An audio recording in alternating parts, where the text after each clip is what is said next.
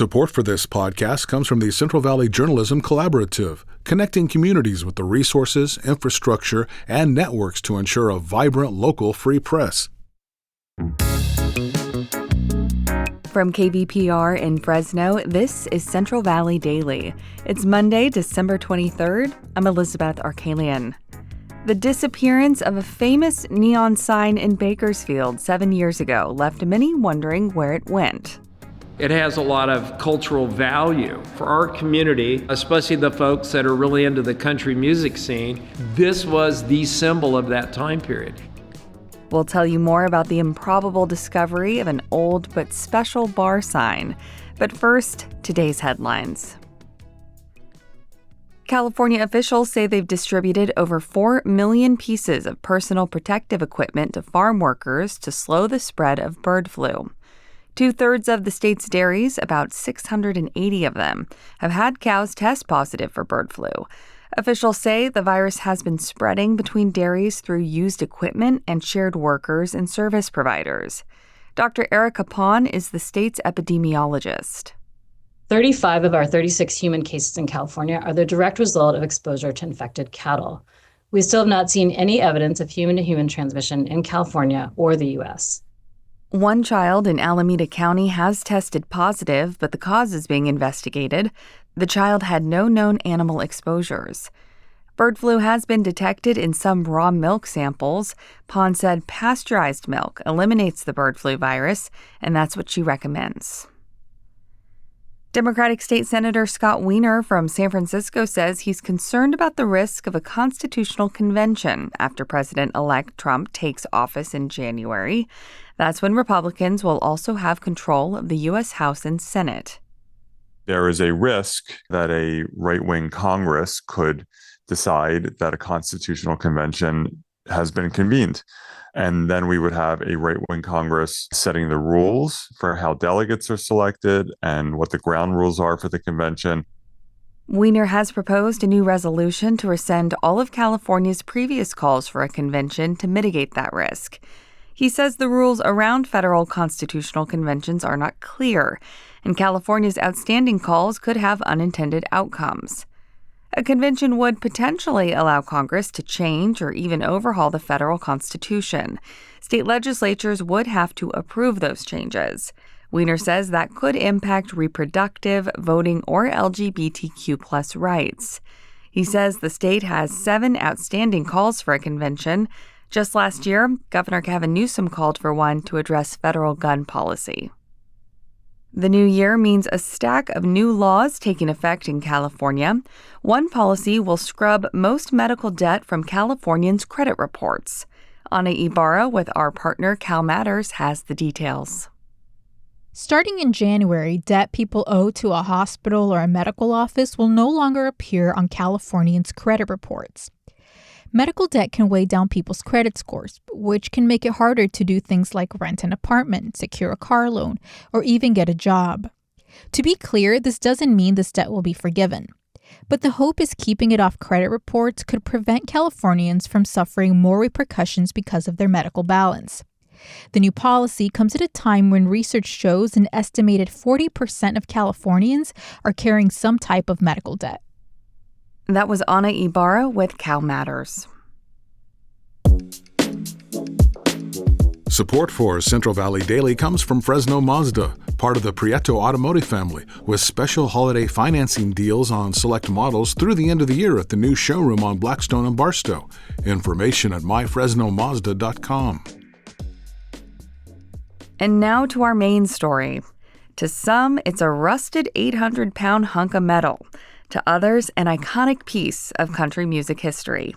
Now, finally, the missing sign from a bar named Trout's is back home in Bakersfield after an improbable heist. KVPR's Joshua Yeager tells us about the sign's return and what it means for the future of a once towering music genre. For decades, the massive neon sign swam proudly over Chester Avenue. It's carved in the shape of a giant rainbow trout, also the namesake for the bar, Trout's. It was a home base for the Bakersfield sound, which catapulted the city into country music fame in the 1950s. Merle Haggard immortalized Trouts and other hometown honky-tonks in his song A Bar in Bakersfield.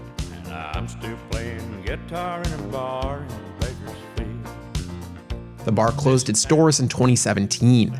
The iconic sign was stolen from the building's roof days later, before the building itself burned down. The Holy Grail became this trout sign. Mike McCoy leads the Kern County Museum. He put a reward out for the sign with a local businessman's help. It was $10,000. A hefty sum, but McCoy says it's a small price to pay. It has a lot of cultural value for our community, especially the folks that are really into the country music scene. This was the symbol of that time period. Trouts was Bakersfield's last remaining honky-tonk. The blackboard's gone. The Lucky Spot burned down. These buildings all burned to the ground. They're empty parking lots now. McCoy says getting the sign back was a Herculean effort. A private investigator helped him track it down way up in Tuolumne County.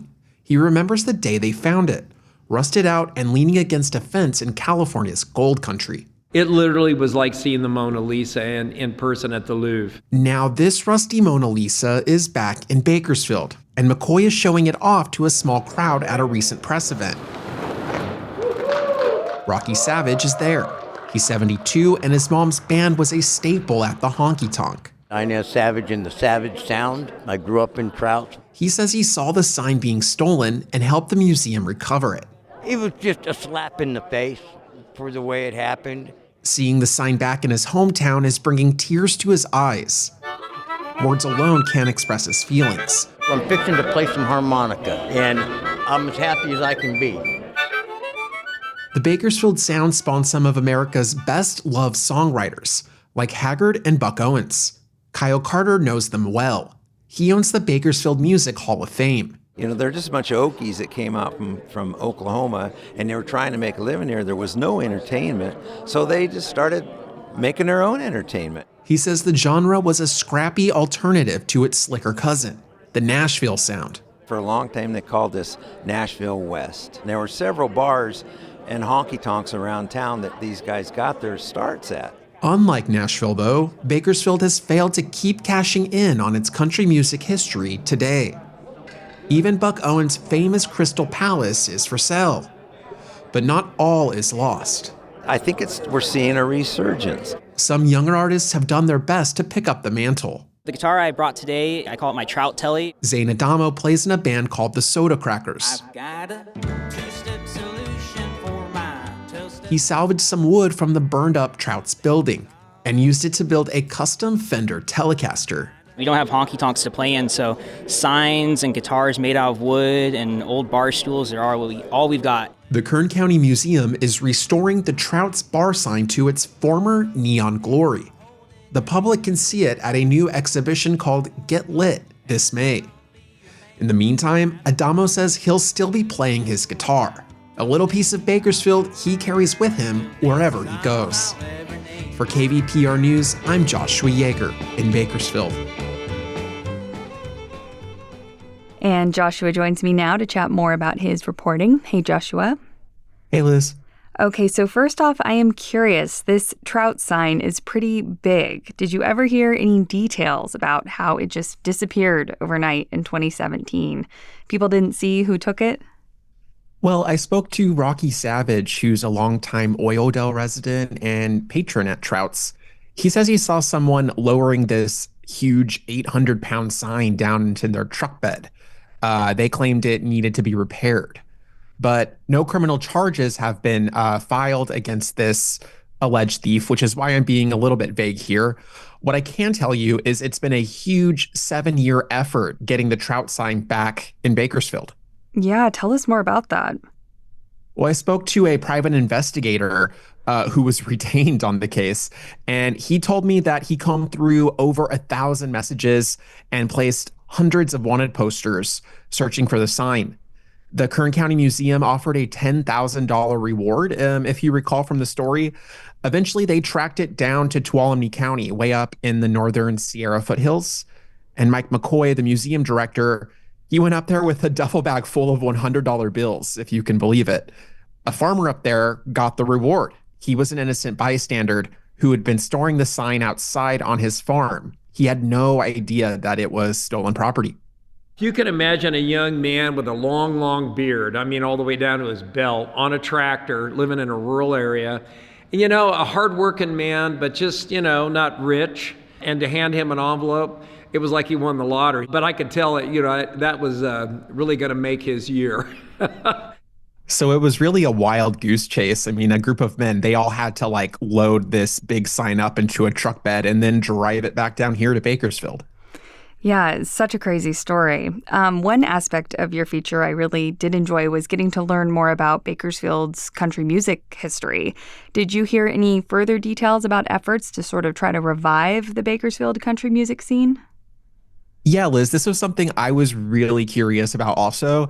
And all of the sources I spoke to for the story were optimistic about the genre's future. They say it's going through a big resurgence right now. The museum director, McCoy, who we just heard from, he says 20-somethings down in Silver Lake in LA are hosting their own honky-tonk parties. He also pointed to the skyrocketing prices for vintage Stetsons, those iconic cowboy hats, as evidence that people are curious about this sound and era. There's a real cachet right now to Western swing. I think young people are attracted to that time period. Rockabilly had its time, and now it's Western swing. And there's also local acts like the Soda Crackers, who are keeping the genre alive. They tour up and down the state and say they're seeing a lot of interest in this uniquely Bakersfield sound. Something to keep an eye on. Might have some more music coming down the pike out of the valley. All right, that was KVPR's Joshua Yeager. Thank you so much. Thanks, Liz. And that's today's show. Today's episode was produced by Jonathan Linden and KVPR with support from the Central Valley Journalism Collaborative. I'm Elizabeth Arkalian. Find the latest local news anytime at kvpr.org.